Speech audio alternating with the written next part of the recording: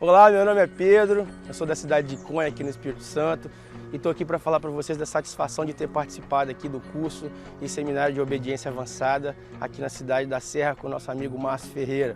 O Márcio veio lá do sul, veio trazer esse conhecimento, esse grande conhecimento para a gente que gosta de animais, que quer ver a coisa acontecer.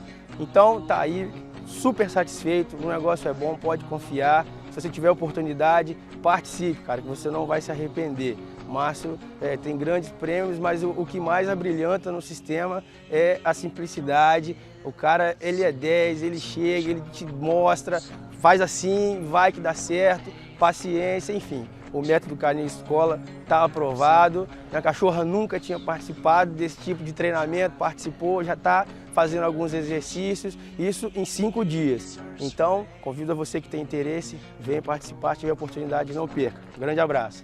Like a row of captured ghosts, old in grass. There's never much, but